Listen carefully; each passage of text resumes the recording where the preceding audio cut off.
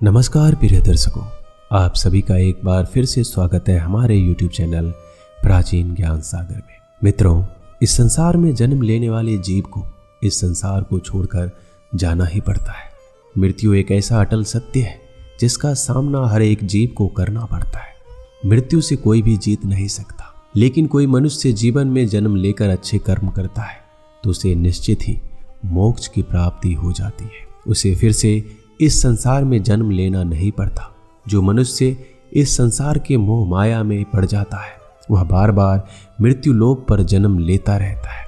जो भी जीवात्मा मनुष्य रूप में जन्म लेती है उसके ऊपर 16 संस्कार किए जाते हैं, जिनमें से उसका अंतिम संस्कार मृत्यु के बाद किया जाता है, जिनका महत्व सबसे ज्यादा है। मनुष्य की मृत्यु के बाद उसके परिजन उसका अंतिम संस्कार करते हैं। जिस व्यक्ति का अंतिम संस्कार शास्त्रों में बताए गए नियम के अनुसार नहीं होता उसे कभी मुक्ति की प्राप्ति नहीं होती। उसकी आत्मा प्रेत पिशाच बनकर इस संसार में भटकती रहती है। हमारे 18 महापुराणों में से एक गरुड़ पुराण में मनुष्य के सारे कर्म कांडों के बारे में विस्तार पूर्वक बताया गया है। अगर आप भी किसी व्यक्ति की मृत्यु के बाद उसके अंतिम संस्कार में जाते हैं तो आपको गरुड़ पुराण में बताए गए विधि विधान को जरूर अपनाना चाहिए। गरुड़ पुराण में भगवान विष्णु ने गरुड़ जी को मरने वाले व्यक्ति के लिए किए जाने वाले सभी कार्यों को विस्तार से बताया है। गरुड़ पुराण के अनुसार मनुष्य का शरीर 5 तत्वों से मिलकर बना होता है, इसलिए मृत्यु के बाद उसे 5 तत्व में विलीन करना चाहिए, तभी उस मनुष्य की आत्मा को मुक्ति की प्राप्ति होती है। शास्त्रों के मुताबिक मरने वाले व्यक्ति के सबको 4 लोग कंधा देते हैं, जो 4 दिशाओं का संचालन करते हैं। जानकारी के लिए बता दें कि सबको कंधा देना पुण्य का काम माना जाता है, लेकिन कई लोगों के मन में सब यात्रा को लेकर भय उत्पन्न होने लगता है, जिस कारण से सब यात्रा को देखकर डर जाते हैं या फिर उससे घृणा करने लगते हैं। वहीं कुछ लोग सब यात्रा को देखकर अशुभ मानते हैं। किसी शुभ कार्य में जाते समय सब यात्रा दिखाई दे, उसके मन में कुछ काम के बिगड़ने की चिंता उत्पन्न होने लगती है। वह सिर्फ ऐसा अज्ञानता के कारण होता है। उन्हें शास्त्रों में बताए गए सब यात्रा से जुड़ी महत्वपूर्ण बातें पता नहीं होती, इसलिए इस वीडियो के माध्यम से हम बताएंगे आपको सब यात्रा से जुड़े कुछ महत्वपूर्ण बातें, जिसका उल्लेख हमारे धार्मिक ग्रंथ गरुड़ पुराण में देखने को मिलता है। सब यात्रा दिखाई देने पर क्या करना चाहिए? अगर घर के पास किसी की मृत्यु हो जाती है तो आपको क्या करना चाहिए? किसी की सब यात्रा में शामिल होते समय कौन सी सावधानी बरतनी चाहिए? तो आइए मित्रों, जानते हैं गरुड़ पुराण के मुताबिक सब यात्रा दिखाई देने पर मनुष्य को आखिर क्या करना चाहिए और सब यात्रा में शामिल होते समय कौन सी बातों पे ध्यान रखना चाहिए। अधिकतर लोग सब यात्रा देखने के बाद डर जाते हैं। अगर किसी काम के लिए जाते हैं तो उस काम को उसी समय छोड़ देते हैं और घर आकर स्नान करने लग जाते हैं। उन्हें लगता है कि ये एक अशुभ संकेत है। उन्हें लगता है कि सब यात्रा दिखाई देने पर उनका काम बिगड़ सकता है, उसके काम में सफलता नहीं मिलेगी। पर यह सोचना बिल्कुल गलत है। हमारे धर्मशास्त्र में सब यात्रा को दिखाई देना बिल्कुल भी अशुभ संकेत नहीं माना गया है, बल्कि इसे एक प्रकार का शुभ संकेत कहा गया है। सब यात्रा को देखकर हमें एक महत्वपूर्ण सीख मिलती है कि चाहे मनुष्य कैसा भी हो, वह धनवान हो या गरीब हो, कोई फर्क नहीं पड़ता, क्योंकि हर एक व्यक्ति का अंतिम सफर शमशान घाट में ही होता है। सब यात्रा सभी मनुष्यों की अंतिम यात्रा मानी जाती है। इसे मोक्ष का मार्ग भी कहा गया है। इसी मार्ग से गुजरकर मनुष्य परमात्मा के पास चला जाता है। फिर एक बार यह सोचकर देखिए, भगवान की ओर ले जाने वाला यह यात्रा भला अशुभ कैसे हो सकता है? शास्त्रों के दौरान सब यात्रा के दर्शन होना अशुभ नहीं बल्कि शुभ संकेत माना जाता है। सब यात्रा के दर्शन होने पर मनुष्य को उस मृतक की आत्मा को नमस्कार करना चाहिए, क्योंकि वह भगवान के पास जाने के लिए निकल चुका है। इसलिए जब भी आपके रास्ते में सब यात्रा दिखाई दे तो उससे घबराए नहीं, उसे अशुभ समझकर उसकी तरफ पीठ ना करें।